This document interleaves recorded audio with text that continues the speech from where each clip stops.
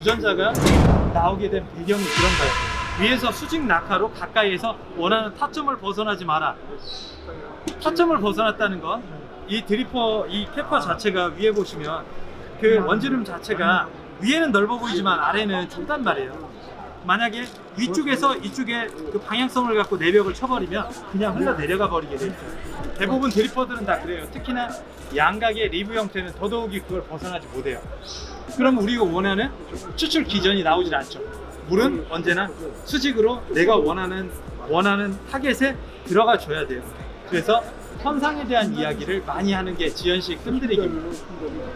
디카페인 커피는 아니지만 카페인을 줄이는 추출 기전이 이거예요. 그래서 명확해요. 이거에 대해서는 명확하게 얘기해 드릴 수 있습니다. 카페인을 덜 추출하는 방법이 뭘까요? 했을 때 이런 방식, 그러니까 부력을 개방하지 않으면서도 진한 농축액을 꺼내는 방법을 써야지 카페인이 적게 추출할 수 있다는 것을 명확하게 밝힌 거예요. 그러니까 재미가 있는 거죠. 이걸 만들 시간이 없다. 나가야 되는데. 야, 여기 카메라 있잖아. 그걸 알고 나무.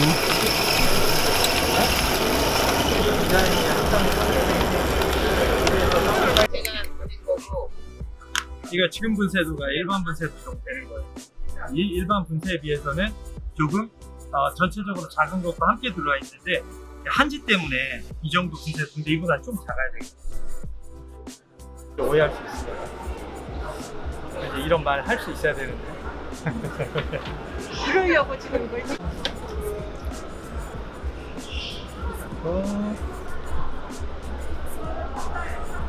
조금 굵다, 그죠? 네, 굵어도 괜찮습니다. 저항이 좀 덜 저항이 걸리기 때문에 좀 빨리 나올 수는 있지만 하던 일을 굳이 막 할 필요 없어요. 똑같이 하셔도 돼요. 왜냐하면 나머지는 한지의 영역입니다. 물이 약간 뭐라고 해야 될까요? 치트키 같은 거예요. 한지가.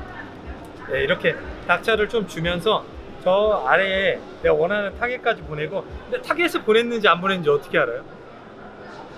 타겟에 보냈는지 안 보냈는지 어떻게 알아요? 어떻게 하냐고요? 내가 원하는 곳까지 물이 들어갔는지 안 들어갔는지 어떻게 알아요? 여기 보세요. 가까이. 그래서 높이 두고 가까이 가는 거예요. 여기 보시면 물이 들어가는 순간에 이제 가까이 갈 거예요. 현상 볼 거니까.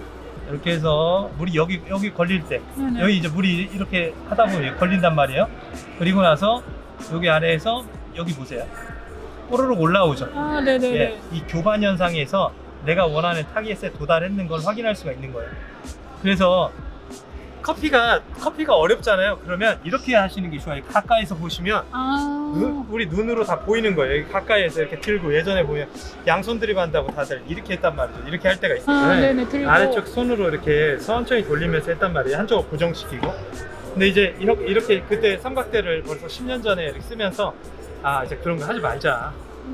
네, 고정시키고 가까이서 관찰만 하자 했던 게 지금의 이런 삼각대를 통해서 쓰게 된 기원이에요. 여기 보시면 교반의 아래에서 올라오는 교반 현상과 위에서 내려가는 물과 만나지 않게 하기 위해서 현상이 일어나면 바로 외곽으로 저항을 확장으로 끌고 다녀야 된다는 거예요. 이게 가장 재밌었던 부분인데, 위에서 보시면 이렇게 커피물이 들기 시작하면 기다려라. 왜 기다려야 될까요? 이게 진짜 완전히 재밌는 거예요. 왜 기다려야 될까요? 전체적으로 내가 중심을 통해서 내려가도 저항을 걸어줬던 아래에 미세한 커피들이 보면 저항이 걸리는 순간 위로도 올라오지만 단발작용으로 어딘가로 옆으로 밀려나기도 해요. 그래서 중앙에 물이 안 들어가는 경우가 많단 말이에요. 그죠? 그거는 뭘로 해결할 수 있냐? 서서히 녹여지는 수용성 성분들이 아래에서 다시 서서히 어딘가로 흡수돼서 침투돼요. 그러니까 자연스럽게 침투를 시키기 위해서 잠시 시간을 가져주는 게 좋다는 거예요. 이렇게 한 입이 올라오면. 그렇죠. 네. 그래서 현상상은 그런 것들을 보면서 하면 된다는 이야기를 하는 겁니다. 그리고 이제 여기까지는 중앙을 침투시켜서 성분을 녹여낼 건데, 자, 여기서 이제 나는 이제 완전히 중앙을 다 침투시켰어. 이젠 추출로 가야 되잖아요. 여기까지는 뜸이에요. 추출로 갈 때는 어떻게 하나요? 추출은? 뜸과 추출은 명확하게 다른 영역이에요. 뜸하고 추출을 함께 보는 추출이 이 지연식 뜸에서는 이 추출과 뜸을 별개로 보고 진행을 해줘야 돼요. 별개로 보고 진행을 해줄 때 이게 완성되는 거예요. 똑같이 앞에서 했으니까 뒤에서도 똑같이 해주자, 이게 안 맞는 거예요. 그래 어떻게 해주죠? 채워주기만 해주는 겁니다. 이제 안쪽까지 흡수돼서 서서히 녹여져서 아래쪽은 무거운 밀도 점점 라이트한 밀도가 위에 있다면 그 다음부터는 채워주기만 해도 돼요. 가까이서 물을 막 쓰더라도 채워만 주시면 돼요. 이렇게 되도록이면 몸을 써주시는 게 좋겠지만 채워주는 데에 물을 써주시고 현상을 강제로 끌어내는 데는 뜸들이기에서 끝내줘야 돼요. 왜 그럴까요? 왜 그럴까요? 경험 없으세요? 중간중간에 현상이 동반돼 버리면 아려져요. 날카로워지고 커피가. 그 현상은 벗어나지를 못해요. 그래서 앞에서 뜸이 끝났으면 뒤에서는 끝날 때까지 주되게 다른 일을 하지 마시고 채워주기만 하셔도 된다는 거예요. 근데 대부분 뜸을 제대로 못 들여가지고 커피가 엉망으로 나오는 경우가 많아요. 뜸을 제대로 못 들여가지고. 막 이거는 추출 기전 중에 지연식 뜸들이기에 대한 이야기를 해드리고 있는 거예요. 중간에 다른 일을 하지 마시고, 그리고 물이 끊어지면 안 되는 이유도 동일한 이유에서요. 이렇게 물이 여기 이렇게 했다가 잠깐 끊어졌다가 다시 이어졌다가 끊어졌다가 이어졌다 끊어졌다 하면 어떻게 된다고요? 맛이 아려져요.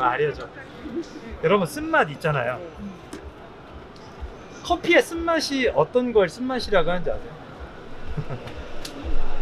쓰다라는 게 이거 딱 들어왔는데 정말 맛있는 쓴맛이다 하는 걸 느껴본 적이 있으세요? 맛있는 맛이야? 맛있는 야 이거 너무 맛있다. 야 커피에 이거 어떻게 이런 쓴맛이 나와? 하는 그 쓴맛을 맛본 적이 있으세요? 그러면 달콤하다 요거랑 좀 다른데 쌉싸름하죠. 근데 그 쌉싸름함이 밀도를 가져야 돼요. 와인 좋아들 하시나요? 그럼 빨리 가서 백화점이나 이마트 이런 데 아니면 인터넷으로 에프네그로 아마로가 쓰다라는 뜻이래요. 에프네그로 아마로 이태리 와인을 한 병 사서 마셔보세요. 그럼 마실 때 후미에 남는 쓴맛이라는 개념이 커피와 얼마나 매칭이 되는지 알 수 있을 거예요. 정말 맛있는 쓴맛은 커피에서 내가 쓴맛의 개념을 모르는 사람 굉장히 많아요. 야 도대체 쓴맛이 이거 그냥 다들 이러죠. 이거 막 이렇게 얘기하잖아요. 그게 아니라 좋다 하는 말이 나와야 돼요. 커피의 쓴맛은 아주 부드럽고 미끌미끌거리고 입안에서 오일도 돌면서 짝짠했을 때 마시고 나서 입에서 그 쓴맛이 아주 기분 좋게 남아야 돼요. 그래서 이태리 와인 중에 아마로라는 와인을 마셔볼 필요가 있습니다. 전 이 커피가 어떤 커피인지 몰라요.